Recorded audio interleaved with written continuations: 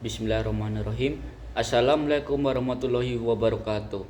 Perkenalkan, saya Syahrul Bagas Aditya, mahasiswa Ilmu Komunikasi Universitas Muhammadiyah Yogyakarta, peserta mata kuliah Sosiologi Komunikasi yang diampu Dr. Ibu Trihastuti Nur RMSI.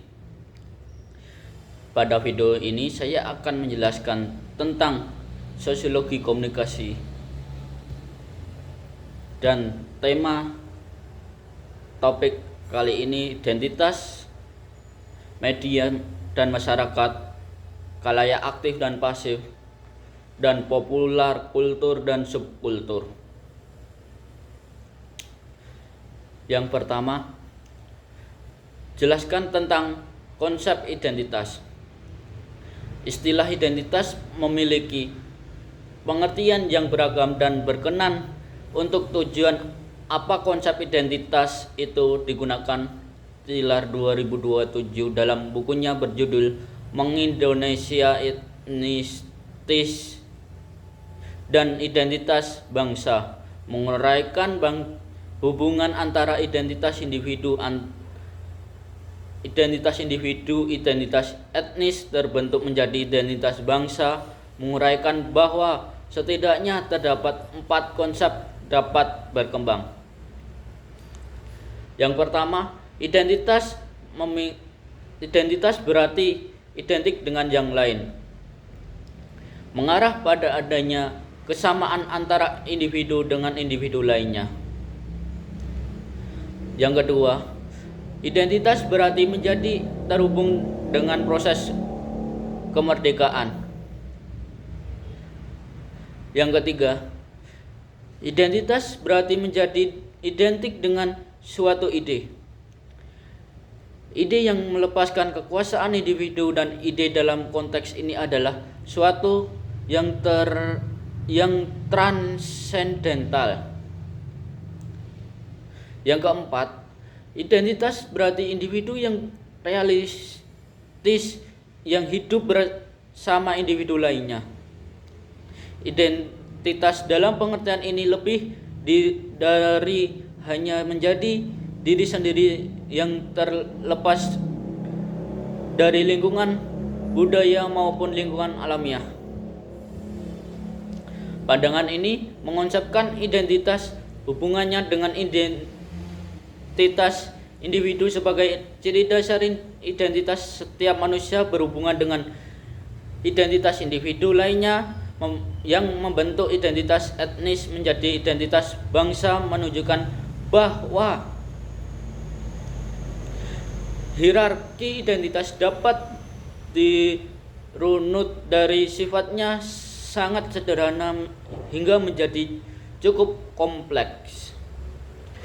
Dimulai dari identitas individu berkembang menjadi identitas etnis dan lebih besar lagi menjadi identitas nasional atau bangsa. Selanjutnya, jelaskan tentang identitas yang dalam diri Anda.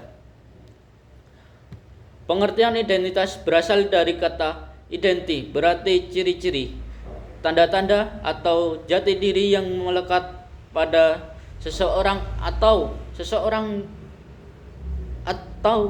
sesuatu yang membedakannya dengan yang lain. Seseorang atau sesuatu dapat kita kenal dengan mudah jika seseorang itu memiliki ciri khas pada dirinya, baik itu dari sifatnya yang lucu sehingga kita selalu tertawa dengan tingkah lakunya, ataupun dari wajah yang indah sehingga kita terlalu teringat dalam mimpi akan wajahnya. Selanjutnya, pengalaman saya dalam diskriminasi karena identitas. Pengalaman saya dulu pernah mengalami diskriminasi karena identitas pribadiku yang beda dengan orang lain, sehingga orang lain memunculkan saya karena warna kulitku berbeda dengan orang lain. Selanjutnya, bagaimana media mengonstruksi tentang identitas? Media sosial juga dapat menjadi tempat untuk mengonstruksi identitas imajinasi dari para pengguna yang berbeda dengan dunia real atau dunia nyata. Konstruksi identitas dapat dilakukan melalui beragam foto yang diupload berupa foto diri, teman, keluarga, tokoh, atau tulisan yang dibuat atau dirujuk atau dikomentari, quote yang diambil, link yang diakses, tempat yang dikunjungi, kegiatan yang dilakukan atau diikuti. Terdapat juga beragam simbol yang mewakili emosi atau pikiran narasumber ketidak berhubungan melalui media sosial. Selanjutnya, jelaskan dan berikan contoh cara menganalisis media dengan menggunakan cara pandang transmisional, view, dan meaning based.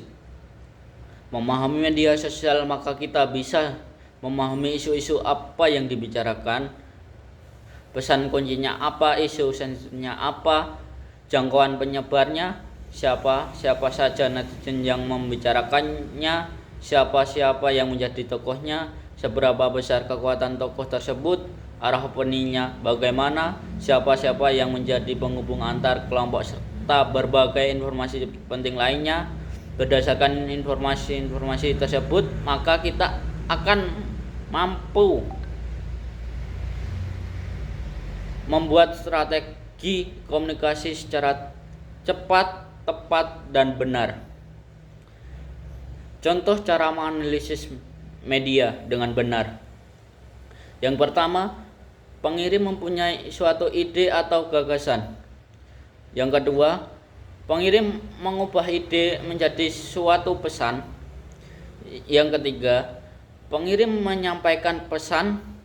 Yang keempat, penerima menerima pesan. Yang kelima, penerima menafsirkan pesan. Yang keenam, penerima memberi tanggapan dan pengirim.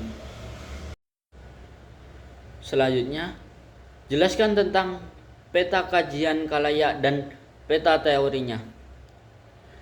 Peta kajian khalayak: audiens, reader, penonton, pembaca, pendengar yang mengonsumsi teks media. Audiens adalah konsumen yang berinteraksi dengan media. Reader adalah pembaca media, penonton adalah pengamat di dalam media, pendengar adalah yang mengonsumsi berita atau pesan yang di dalam media. Yang selanjutnya atau yang terakhir, jelaskan tentang popular kultur adalah budaya yang dilahirkan atas kehendak media. Jadi budaya populer muncul disebabkan oleh eksistensi media. Contohnya, Fashion Week Citayam dalam beberapa tahun lalu membuat gembar di sosial media karena tempat dan fashion cukup dibilang menarik dan unik. Berkembangnya hingga saat ini telah surut dari beranda trends di sosial media. Di sosial media Instagram, TikTok, Twitter, Facebook, dan lainnya.